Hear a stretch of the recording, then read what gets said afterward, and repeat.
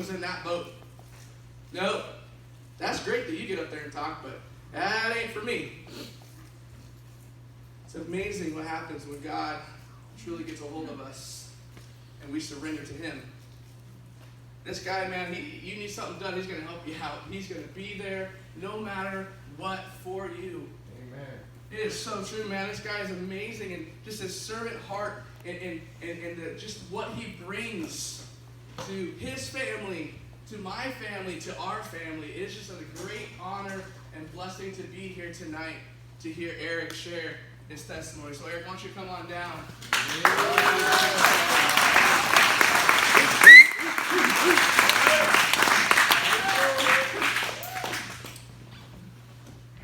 Pray for you real quick.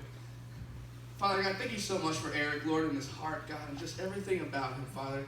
I thank you mostly for just the courage and the boldness that he has, Father, tonight to stand before us, to just pour out his life, to pour out everything that he has going on, God, everything that he has been through, everything that he is going through, Father, and even in spite of all that, God, that he would still be willing to surrender to you, and God, that he would be obedient to this calling to share his testimony to us tonight, God.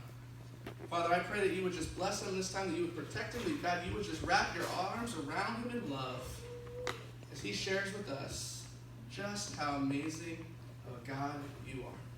So, Father, thank you again for Eric tonight.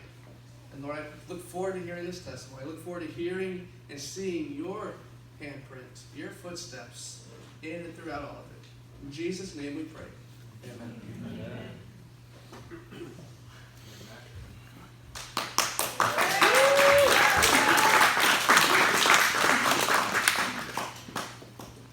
Thank you. Is this working? Yes. Oh, yeah.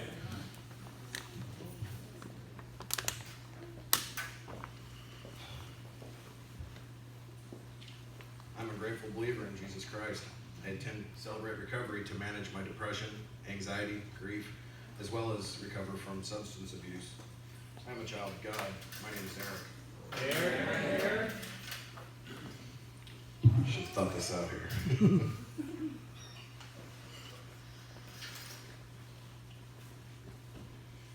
I want to start this off by saying that I understand my depression, my anxiety, and my struggles with mental health issues in general. I've tried meds as well as counseling with varying degrees of success and failure. I've self-medicated and I've prayed. I've lied and said I'm good when I wasn't, and I said I hurt when I didn't. This is a story of how I've dealt with my own struggles, how I came to CR, how I came to Christ, how I accept my recovery, and the importance of sharing, especially 3 to 5 minutes at a time. Joshua 1:9, have I not commanded you? Be strong and courageous. Do not be afraid. Do not be discouraged, for the Lord your God will be with you wherever you may go. Matthew 17:20, Jesus replied, because you have so little faith. Truly I tell you, if you have faith as small as a mustard seed, you can say to this mountain, move from here to there, and it will move. Nothing will be impossible for you. 1 Corinthians 10:12 and 13, so if you think you're standing firm, be careful you don't fall. No temptation has overtaken you, except what is common to mankind. And God is faithful. He will not let you be tempted beyond what you can bear.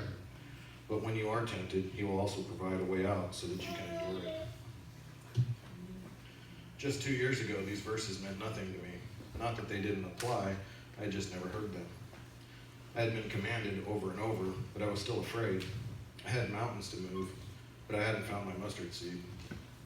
I had stood firm, but I had fallen time and time again. My ways out were always camouflaged by my own desires, wants, and needs just 2 years ago. I'm the youngest of two and grew up in a pretty stable home. I'd be lying if I said I didn't have some hang-ups and emotional scars from home life, but I've also had opportunities and discipline to shape me to who I am today. We didn't go to church every Sunday or even every other, if you know what I mean. The little bit of God, Jesus, or scripture I knew came from campfire songs. Proverbs 32:1 says, well, you can't get to heaven on roller skates, you'll roll right past those pearly gates. I kid, of course, but seeds were planted throughout my life. I started school in 1975. During my elementary years, I was at best a pleasure to have in class, but not working to my potential, or at worst, I was berated and beat down for being a terrible speller and reader. Math was no better. Being called upon to read aloud was not only terrifying, it was usually humiliating. Trying to blend in, to not be noticed, became my first coping skill to hide from my inferred shortcomings. I'd had a couple of teachers that worked with me and honestly cared, a few that just passed me along in the system, and one that was just another brick in the wall. This teacher was a reading specialist that tormented me for most of my elementary years. In general, school was difficult because I felt like I didn't learn like the majority of the other kids. I learned to cope and excel where I could, but I always fell very short with the 3 R's. During my 6th grade year, I was severely burned while playing with firecrackers and gasoline. I had skin graft surgeries and countless agonizing baths to keep the infections away. The flames created physical scars. The actual healing process created the emotional ones.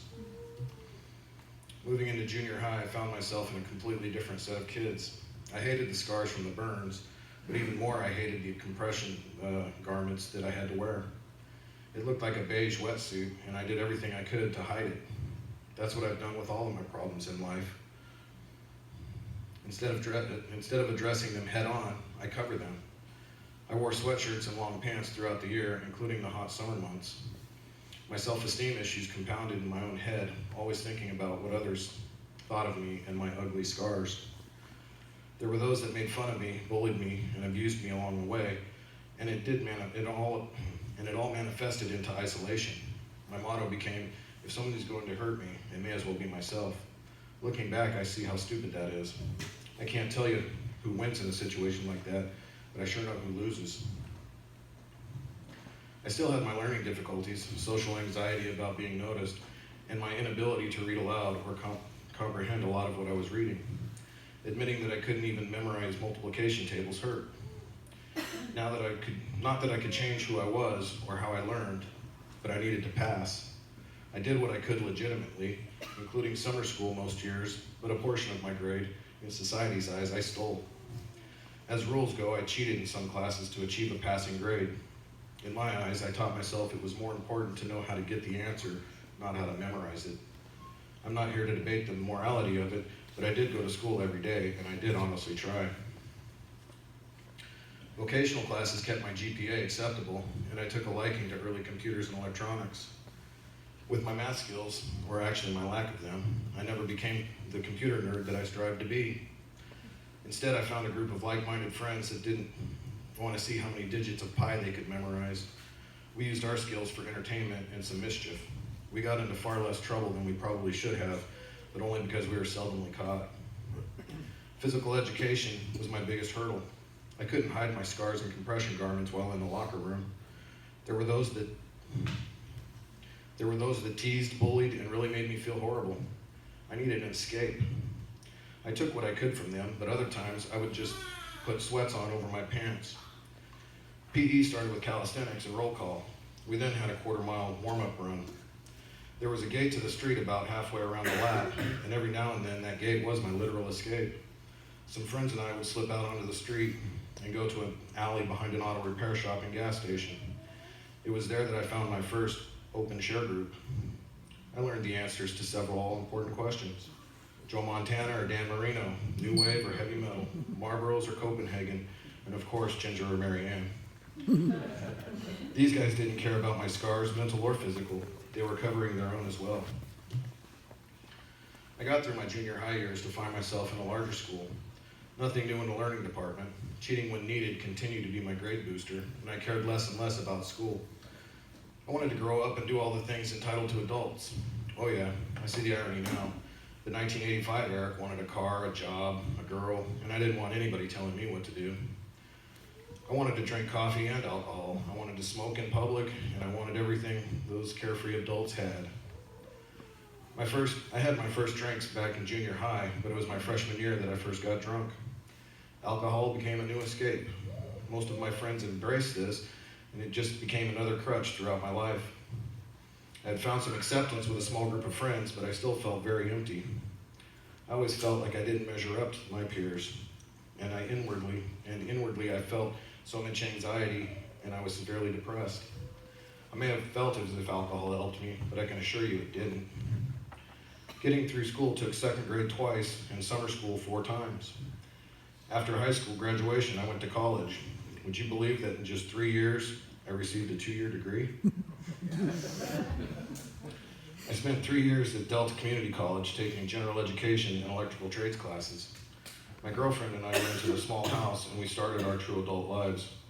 This is where 1990 Eric looked back at 1985 Eric and said, "What were you thinking?"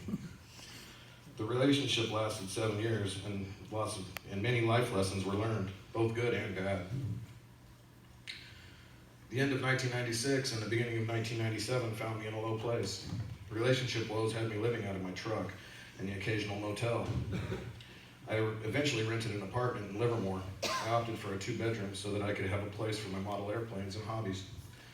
I spent the next several months with a futon, a plastic table, a picnic table, a camp chair, and my all-important beanbag.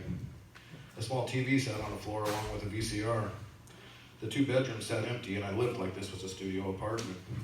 I had left my previous relationship with some personal belongings and a cat. That's all I had, and in my mind, that's all I needed. All the tools for my go-to defense mechanism, isolation. Dodger, the cat, and I spent about 4 months alone. We built remote-controlled airplanes and we played video games. We watched movies, and sometimes when the clothes hanger was bent just right, we could watch some TV. I'd go to work and I'd go fly my airplanes. In between that, I'd eat and sleep and start it all over the next day. I did have some good neighbors that saw me isolating and tried to draw me out a bit.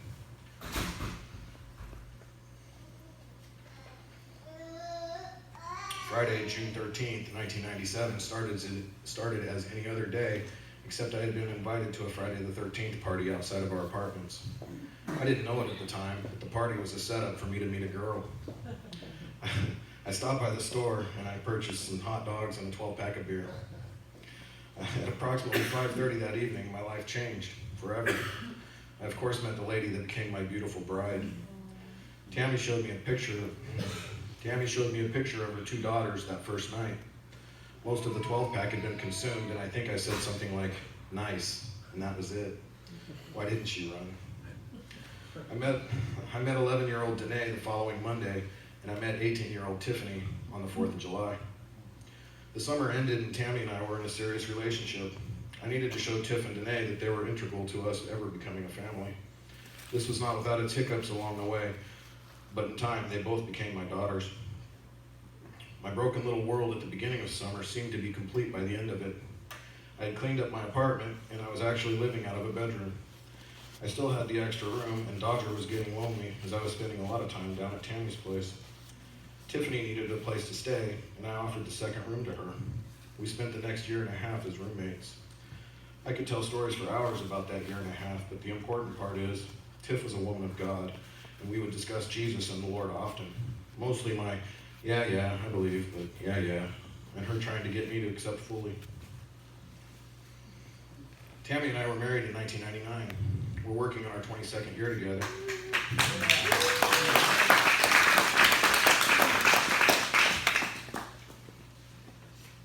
We're working on our 22nd year together, and life has given us the highs and lows that can be expected in a marriage. I've put that lady through a lot, and she has stuck by my side. Always and forever, I love you, Tammy. We've welcomed 3 grandchildren from Tiffany and 2 from Danae. In 2009, I had a heart attack. Decades of being an adult and poor diet had caught up with me, and I found myself once again fighting for life. I quit drinking and smoking, but diet and exercise remained a battle, one that I fight every day. Depression and anxiety rooted back from my school years continued to plague my internal soul as well. I always knew something was missing from my life. I went to a lot of head shrinks trying to figure out what that was. The one I had the longest was mostly interested in prescribing antidepressants and anti-anxiety medications.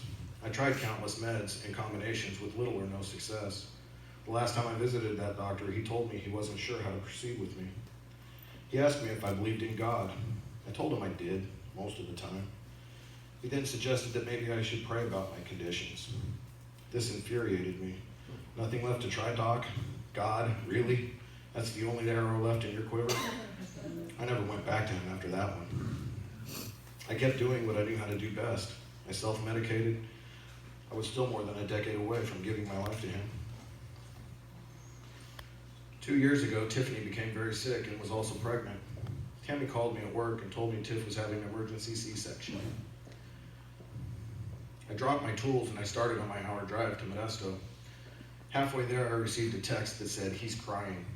I responded with, "So am I." Israel was 6 weeks premature and sent to the neonatal intensive care unit. The next couple of days, it appeared as Tiff was getting better. She was able to nurse and bond with her newborn son. The reality was that her condition worsened and she was finally diagnosed with valley fever. She was flown from Modesto to San Francisco for specialized care. This is the moment that I saw how serious the situation really was. The evening that she flew, I had taken a separate car to the hospital. Driving home, I felt empty. I felt alone. I felt emotions that I'd never felt before. I talked to God on that ride home. I asked questions. I got no answers. I screamed at the top of my lungs, and I tried to make deals that I could never possibly repay. God, do you hear me? We spent the next 3 weeks getting somewhat positive progress reports from Tiff's medical staff. She was improving according to the numbers, and in my mind, she was going to fight this and win. The 7 days from Thanksgiving until December 1st, 2016 was the hardest week of my life. It was that week that I saw Tiffany's chance of survival dwindle. Failed procedures and an infection that just couldn't be controlled was taking its toll. Tiff's body was being kept alive by machines, and the modern medicine just couldn't fix her. Knowing that nothing more could be done, the decision to let her go was made. Tiffany's sister Danae went in and cleaned her up a bit. There was a whiteboard in her room listing doctors' and nurses' names, phone numbers, and general notes for the staff. There was a blank space that was labeled plans for the day. Danae filled in the blank. She simply wrote heaven with a heart-shaped smiley face. What a profound statement, an acceptance that it was okay for Tiff to leave this world as she was already in the arms of Jesus. With some of her family gathered around, we were with her as she took her last earthly step. Tiff passed December 1st at 3:33 p.m. By 3:34, there was very little in my body that felt strong and courageous, but this day was far from over. God still had plans for the rest of it. Israel was still in the NICU and had been having episodes of apnea. He would be given a release date. Within 3 days, he would have another episode. Just hours before Tiff passed, we received a call that Israel was cleared to be released. God and the NICU had taken care of the babysitting for the final couple of weeks so that Tammy could spend as much time with Tiff as possible. It was by God's grace that we were able to drive to Modesto and bring him home the same day that his mama's plans for the day were fulfilled. At a time I wanted to isolate from everything, I somehow found the courage to run toward my unknown. The more I thought that I wanted to be mad at God, the more I was drawn in. I don't know if I'll ever understand her passing, but I have no other choice than to accept it.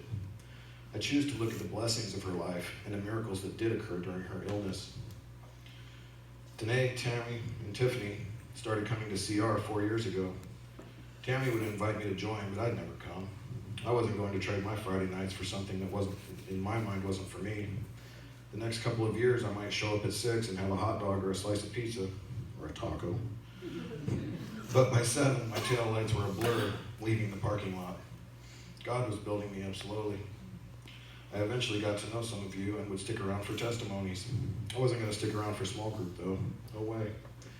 I wasn't going to confess my sins to strangers, yet alone to somebody that may know me. My hurts, habits, and hang-ups were right where they belonged, isolated and compartmentalized.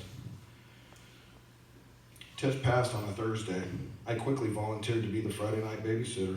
The benefits were twofold. I got to bond with my newest grandson, and of course, I wouldn't have to attend CR. The brokenness I felt at that point was overwhelming.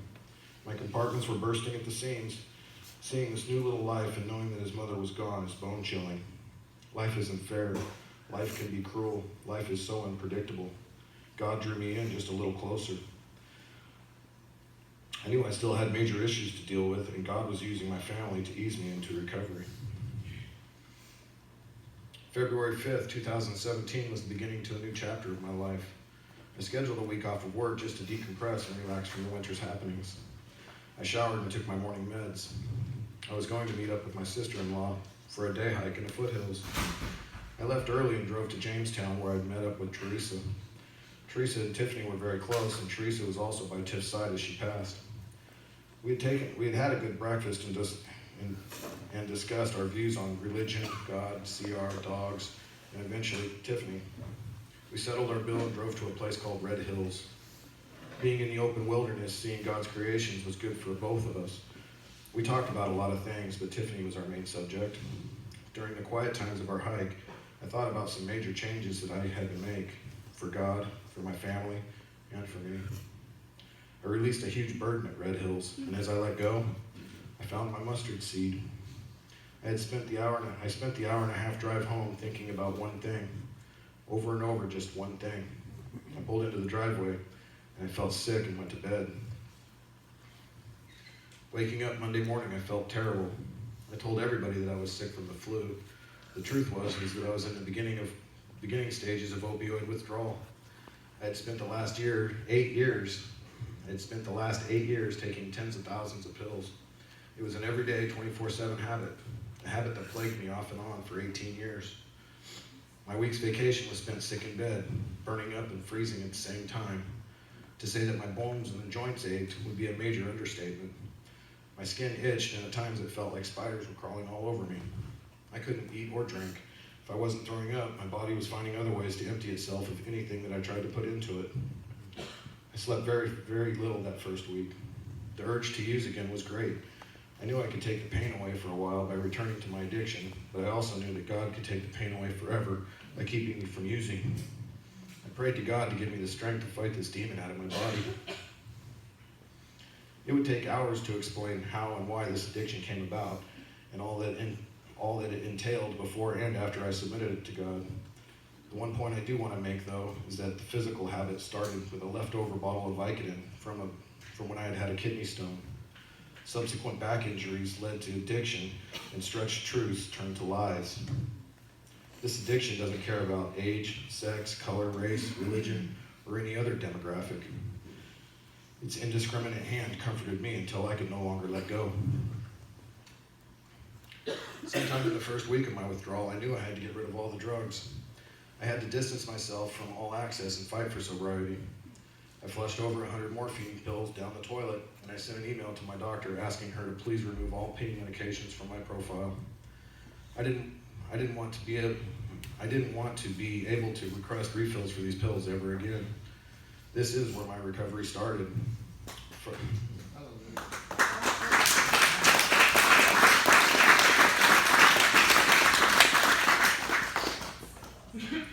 Friday night of that week was the first time that I stayed through CR and attended the newcomers meeting with Mary.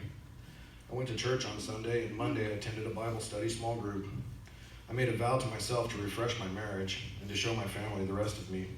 I put it all out there. I laid down my sword and I dropped my armor. I gained strength in my weakness, and I mustered the courage to surrender my life to Jesus. I honestly didn't know what that meant or what was next, but I finally saw that the door I presumed to be locked was always wide open. The months to follow, I found that accepting Jesus is only a step, albeit the biggest in my journey through life. I was baptized and now attend church regularly. I don't want to convey that my acceptance has left me without questions, or I'm the Christian today that I want to be tomorrow. But the wider I open my eyes, and sometimes more importantly my ears, the more I see God working in me, the more I see God using me. 1985, Eric was back. I again wanted to be an adult, but my vision of adulthood had changed. With loss, I've gained perspective. I have the material things, I have a family, and I still don't like being told what to do. In August, it'll be 10 years since I've quit smoking and drinking. This February will be 2 years without a mind-altering drug of any kind.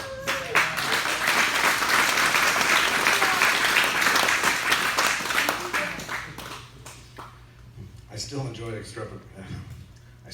a cup of strong coffee, and from time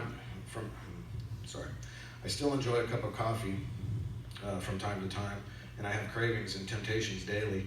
My ways out usually show up in some sort of accountability. My accountability ring is filled with people, spirits, as well as inanimate objects. God, my family, my step-steady brothers, my open share group, and all of you looking back at me right now, whether you know it or not, keep me accountable and keep me coming back.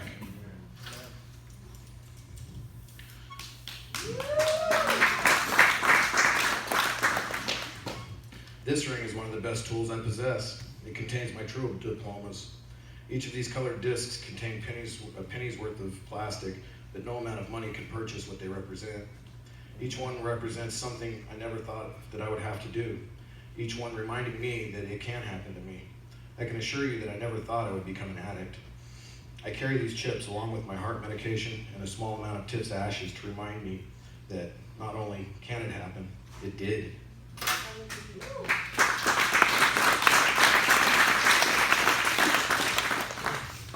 As I've learned to crawl again, I've tried to accept and deal with who I am, who I was, and who I'm striving to be. I've slowly let more and more of me and my past out to the general public. Things that I may have only shared in confidence are now making it to the forefront of my conversations. I'm not proud of some of the decisions I've made in life, but I can start to make them right if I first surrender to His will, and second, use that will to show others that they're not alone, that they have a choice, and that there is hope. I can assure you that God never wastes a hurt. The scars that I presumed and portrayed as ugly, I now see as beautiful. My scars, physical or emotional, will never go away. They are constant reminders of the battles that I've fought in life. Some battles I've lost in the moment, but came back to win in recovery. If this is your first time here, please come back.